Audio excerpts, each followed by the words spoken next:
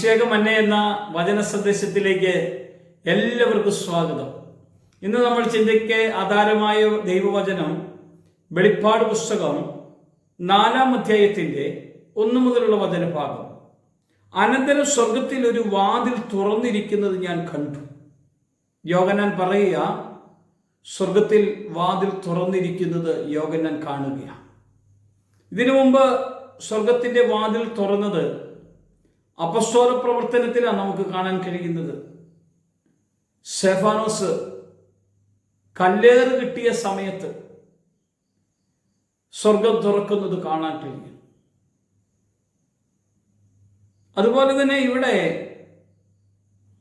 പത്മോസ് എന്ന ദ്വീപിലേക്ക് നാടുകടത്തപ്പെട്ട ഏകാന്തതയിൽ കർത്താവിനോട് കൂടെ ആയിരിക്കുന്ന യോഹന്നാന് കർത്താവിന്റെ വലിയൊരു അരുളിപ്പാടാണ് ഇവിടെ കിട്ടുന്നത്. അനന്തര സ്വർഗത്തിൽ ഒരു വാതിൽ തുറന്നിരിക്കുന്നത് ഞാൻ കണ്ടു.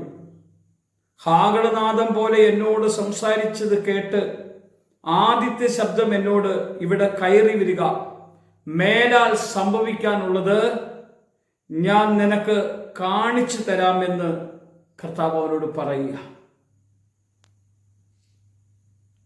യോഹന്നാനെ സ്വർഗത്തിലേക്ക് കർത്താവ് കൂട്ടിക്കൊണ്ടു പോകുന്നൊരു ഭാഗമാണ് പ്രിയമുള്ളവരെ. കാരണം കർത്താവിന്റെ വചനത്തെ അനുസരിച്ച് കർത്താവിന് വേണ്ടി സകലങ്ങൾ ഏറ്റുവാങ്ങി ഇനി വരാനിരിക്കുന്ന സകല കാര്യങ്ങളെയും വെളിപ്പാട് കൊടുക്കുന്ന അല്ലെങ്കിൽ വെളിപ്പെടുത്തി കൊടുക്കുന്ന ഒരു ദൈവത്തെ നമുക്ക് കാണാൻ കഴിയും. വേഗത്തിൽ സംഭവിക്കാനുള്ളതെന്നാണ് 1-ാം അധ്യായത്തിൽ പറഞ്ഞത്. അതും യേശുക്രിസ്തുവിന്റെ വെളിപ്പാടെന്നാണ് ബൈബിള് നമ്മളെ ഓർമ്മപ്പെടുത്തുന്നത്. 1-ാം അധ്യായത്തിന്റെ അവസാനവും 2-ാം അധ്യായത്തിന്റെ ആരംഭത്തോടുകൂടെ നമുക്കറിയാം 7 സഭകൾക്കുള്ള ദൂത് പറയുന്നു. സഭയുടെ കുറ്റങ്ങളും കുറവുകളെല്ലാം ചൂണ്ടിക്കാണിച്ച് സഭയെ തിരുത്തുന്നത് കാണാൻ കഴിയും. എന്നിട്ട് കർത്താവ് പറയാണ്, ആദ്യ സ്നേഹം വിട്ടുകളഞ്ഞു എന്നൊരു കുറ്റം നിന്നെ കാണാനുണ്ടെന്നൊക്കെ സഭയോട് പറഞ്ഞിട്ട് കർത്താവ് പറയാണ്, യോഹന്നാനിലൂടെ വെളിപ്പെടുത്തുകയാണ്, ഇതാ സ്വർഗത്തിന്റെ വാതിൽ ഇതാ തുറന്നു വെച്ചിരിക്കുന്നു. ഈ ഭാഗം കേൾക്കുമ്പോൾ എല്ലാവരും വിചാരിക്കും യോഹന്നാനെ സ്വർഗത്തിലേക്ക് കൊണ്ടുപോകുമ്പോൾ സഭ യോഹന്നാനോട് കൂടെ പോകുന്നു എന്ന്. ബൈബിളിൽ ഇവിടെ അങ്ങനെ പറയുന്നില്ല. സഭ യോഹന്നാന്റെ കൂടെ സ്വർഗത്തിലേക്ക് പോകുന്നുവെന്ന് പറയുന്നില്ല. എന്നാൽ ഇവിടെ കയറി വരിക, മേലാൽ സംഭവിക്കാനുള്ളത് ഞാൻ നിനക്ക് കാണിച്ചു തരാമെന്നാണ് കർത്താവ് പറയുന്നത്. സംഭവിക്കാനുള്ള കാര്യത്തെക്കുറിച്ചുള്ള ഒരു ആലോചനയെ പകർന്നു കൊടുക്കേണ്ടതിനാണ് കൂട്ടിക്കൊണ്ടുപോട്ടെ. ഉടനെ ഞാൻ ആത്മവിവശനായി സ്വർഗത്തിൽ ഒരു സിംഹാസനം വെച്ചിരിക്കുന്നതും സിംഹാസനത്തിൽ ഒരുവൻ ഇരിക്കുന്നതും കണ്ടു. ഇരിക്കുന്നവൻ കാഴ്ചയ്ക്ക് സൂര്യകാന്തത്തോടും പത്മരാഗത്തോടും സാദൃശ്യം. സിംഹാസനത്തിന്റെ ചുറ്റും കാഴ്ചയ്ക്ക് മരതകത്തോട് സദൃശ്യമായൊരു പച്ചവില്ല് കണ്ടോ. സ്വർഗത്തിലുള്ള സകലതും കർത്താവ് അവന് വെളിപ്പെടുത്തി കൊടുക്കുകയാണ് ചെയ്യുന്നത്. സ്വർഗത്തിലേക്ക് കൊണ്ടുപോയത് എന്തിനാണെന്നറിയാമോ? വരാനിരിക്കുന്ന കാര്യങ്ങളെല്ലാം പറഞ്ഞു കൊടുക്കുന്ന ഒരു ദൈവത്തെ കാണാൻ കഴിയും.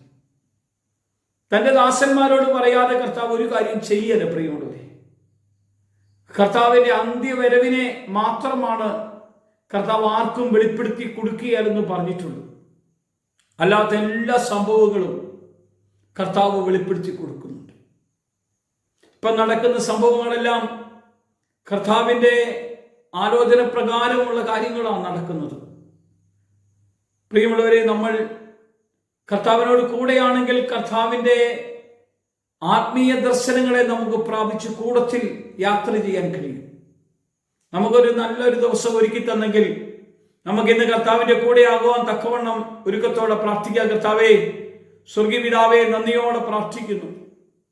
യോഹന്നാനെ സ്വർഗത്തിന്റെ ആ സ്വർഗീയ രഹസ്യങ്ങൾ മുഴുവനും കാണിച്ചു കൊടുക്കാൻ വേണ്ടി വിളിച്ച് ആത്മവിവശതയിൽ ആത്മദർശനത്തിലൂടെ വെളിപ്പെടുത്തി കൊടുത്തെങ്കിൽ ദാസരായ ഞങ്ങൾക്കും നിന്റെ ആലോചനകളെ പകർന്നു തന്ന് നിന്റെ കൂടെ ഇരുത്താൻ നിന്റെ ശക്തിക്കായി ഞങ്ങൾ പ്രാർത്ഥിക്കുന്നു.